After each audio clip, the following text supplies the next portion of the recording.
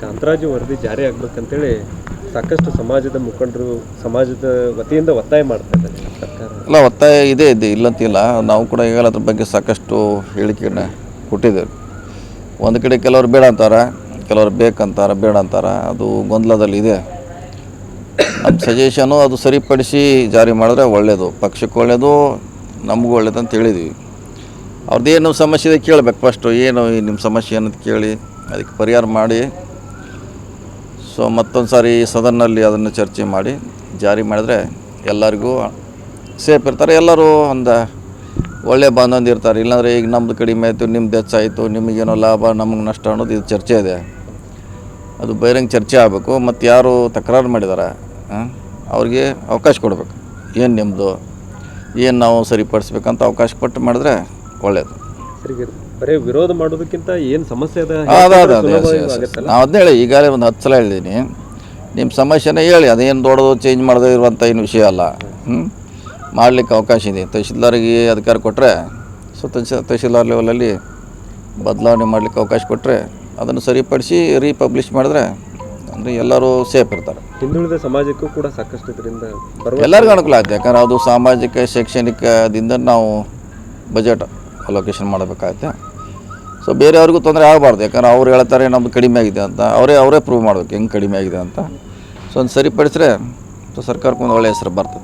Sir, ನಿನ್ನೆ ಒಂದು ಘಟನೆ, CM ಅವ್ರ ಕಾರ್ಯಕ್ರಮಕ್ಕೆ ಬಂದು ಕಪ್ಪು ಬಟ್ಟೆ ಪ್ರದರ್ಶನ ಮಾಡುವಂಥದ್ದು ಅದು ಆಗಬಾರ್ದಿತ್ತು. ಯಾಕಂದರೆ ನಮ್ಮ ಪಕ್ಷ ನಮ್ಮ ಸಮಾವೇಶದು ಅವ್ರು ಬರಬಾರ್ದು, ಆ ರೀತಿ ಮಾಡಬಾರ್ದು. ಬೇಕಾದ್ರೆ ಅವ್ರು ಶೋಭೆ ತರುವಂಥದ್ದಲ್ಲ ಅದು. ಅವ್ರ ಪಕ್ಷ ಅವ್ರು ಮಾಡ್ತಿರ್ತಾರೆ, ನಮ್ದು ನಾವು ಮಾಡ್ತೀವಿ. ಆ ರೀತಿ ಅವರು ಬುದ್ಧಿವಾದ ಹೇಳಬೇಕಂತ ಕಾರ್ಯಕರ್ತರಿಗೆ. ಸೊ ಅವ್ರು ಮಾಡ್ಲಿಕ್ಕೆ ಬೇರೆ ವೇದಿಕೆ ಸಾಕಷ್ಟು ಇದೆ, ಅಲ್ಲಿ ಮಾಡ್ಬೋದು, ಪತ್ರಿಕೆ ಹೇಳಿಕೆ ಕೊಡ್ಬೋದು. ಆದರೆ ಒಂದು ಸಮಾವೇಶದಲ್ಲಿ ಬಂದು ಹೇಳೋದು ಅದು ಸರಿಯಾದ ರೀತಿ ಅಲ್ಲ. ಅಂಥ ಸಮಾವೇಶಕ್ಕೆ ನುಗ್ಗುವಂಥದ್ದು ಒಂದು ಕಡೆ ಆದರೆ ಅದನ್ನು ಶಾಸಕರು, ರಾಜ್ಯಸಭಾ ಸದಸ್ಯರು ಅದನ್ನು ಸಪೋರ್ಟ್ ಮಾಡ್ತಾ ಇರುವಂಥದ್ದು. ಸರ್, ನಮ್ಮವ್ರು ಹೋಗಿ ಪ್ರಶ್ನೆ ಮಾಡ್ತಾ ಇದ್ರು ಅಂತ ಇರನ್ನ ಕಡಾಡಿ ಅದು ಮಾಡಬಾರ್ದು. ಅಲ್ಲೇ ಹಂಗೆ ಮಾಡ್ತಾರೆ. ಅದಕ್ಕೇನು ಸ್ವಲ್ಪ ಅವ್ರದ್ದಲ್ಲ ಅದು. ಅವ್ರಿಗೆ ಮಾಡ್ಲಿಕ್ಕೆ ಸಾಕಷ್ಟು ಅವ್ರು ವೇದಿಕೆ ಇದೆಯಲ್ಲ, ಈಗಾಗಲೇ ಅವ್ರ ಕಾರ್ಯಕ್ರಮ ಮಾಡ್ತಾರೆ, ಅಲ್ಲಿ ಹೇಳ್ಬೋದು ಇತ್ತದ.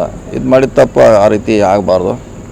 ಅವ್ರು ಬುದ್ಧಿವಾದ ಹೇಳಬೇಕು. ನಾಳೆ ಇವರು ಹೋಗಿ ನಮ್ಮವ್ರು ಹೋಗಿ ಅವ್ರು ಗಲಾಟೆ ಮಾಡಿದ್ರೆ ಇವರು ಮಾಡಿದ್ರೆ ಸರಿ ಆಗೋಲ್ಲ ಅದ. ಸೊ ಬದಲಾವಣೆ ಮಾಡೋಕೆ BJP ಅವರು. ಸರಿ, ನಿನ್ನೆ CM ಅವರು ಅಧಿಕಾರಿ ಮೇಲೆ ಕೈ ಎತ್ತಿದ್ರು ಅನ್ನುವಂಥದ್ದು ಕೂಡ ಸಾಕಷ್ಟು ಚರ್ಚೆಗೆ ಆಗ್ತಾ ಇದೆ.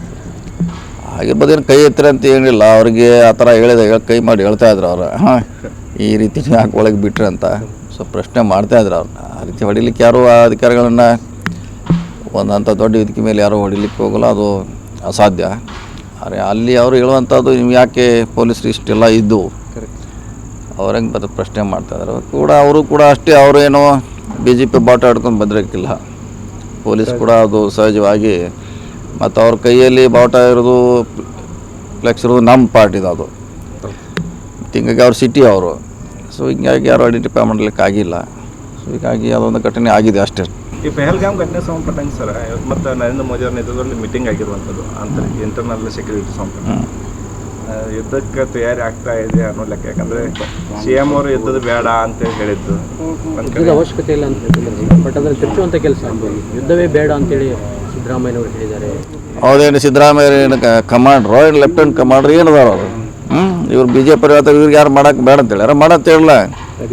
ಏನು CM ಆದೇಶ ಕೊಟ್ಟ ಮ್ಯಾಗ ಯುದ್ಧ ಸ್ಟಾರ್ಟ್ ಆಗ್ತದೆ. ಅವ್ರು ಏನು ಕನ್ಸರ್ನ್ ಅದಾರ, ಅವ್ರು ಹೇಳಿದ್ದಾರೆ ಯುದ್ಧ ಆಗೋದ್ರಿಂದ ಆರ್ಥಿಕವಾಗಿ ಹಿನ್ನಡೆ ಆಗ್ತೈತೆ. ಇವ್ರು ಇಲ್ಲೇ ಕೂತು ಹೇಳೋರು ಇವ್ರು ಯಾರು ಯುದ್ಧ ಅಲ್ಲಿ ಆಡೋಕೆ ಹೋಗೋದಿಲ್ಲ. ಯುದ್ಧ ಆಡಿ ಅಂತ ಹೇಳೋರ. ನಾಳೆ ಅದು ಎಷ್ಟು ಸಮಸ್ಯೆ ಐತೆ ಅವ್ರಿಗೇನು ಗೊತ್ತು. ಮಾಡಲಿಕ್ಕೆ ಸ್ವತಂತ್ರ ಇದ್ದಾರೆ ಅವರು.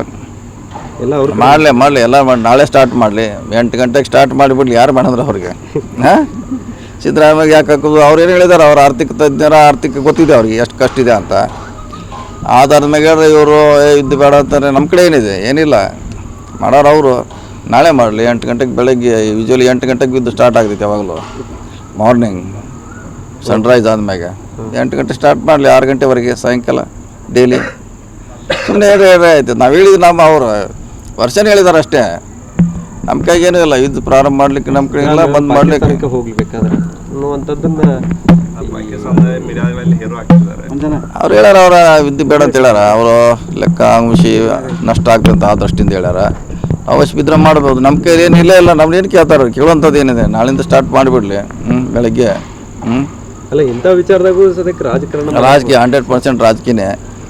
ಅವ್ರು ತಮ್ಮ ಫೇಲ್ಯೂರ್ ಹೇಳ್ತಾ ಇಲ್ಲ ಅವರು. ಭದ್ರತಾ ವೈಫಲ್ಯ ಆಗಿದೆ ಅದನ್ನೇನು ಎಲ್ಲೂ ಹೇಳ್ತಾ ಇಲ್ಲ ಅವರು. ಬರೀ ಹಿಂದೂ ಹಿಂದೂ ಅಂತ ಕೇಳಿದ್ರು, ಮುಸ್ಲಿಂ ಕೇಳಿದ್ರು ಇದನ್ನೇ ಹೇಳ್ತಾರೆ.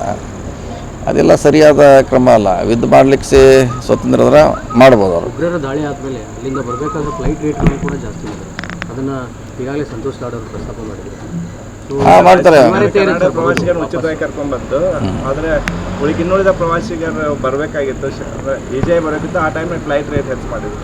ಹಳೆ ಮಾಡ್ತಾರೆ. ಮತ್ತು ಇಂಥ ಲಾಭ ಪಡ್ಲಿಕ್ಕೆ ಇವೆಲ್ಲ ಇದನ್ನು ಪ್ರಶ್ನೆ ಮಾಡಿ ಮೇಳ ನಡೆದು ಇಂಥವೆಲ್ಲ ಹೋಗಿ ಸಿಕ್ಕಾಪಟ್ಟೆ ಹೋಟೆಲ್ ಬಿಲ್ ರೇಟ್ ಆಗೋದು, ಫ್ಲೈಟ್ ರೇಟ್ ಹೆಚ್ಚಾಗೋದು, ಇದ್ರಾಗಲ ಒಂದು ಕಡೆ ಲಾಭ ಪಡ್ಲಿಕ್ಕೆ ಪ್ರಯತ್ನ ಮಾಡ್ತಾರೆ, ಒಂದು ಕಡೆ ಅವ್ರಿಗೆ ಅನುಕೂಲ ಆಗೋಂಗೆ ಪ್ರಯತ್ನ ಮಾಡ್ತಾರೆ. ಈ ರೀತಿ ಅವ್ರ ಸ್ಟ್ರಾಟಜಿ ಇರ್ತೈತೆ.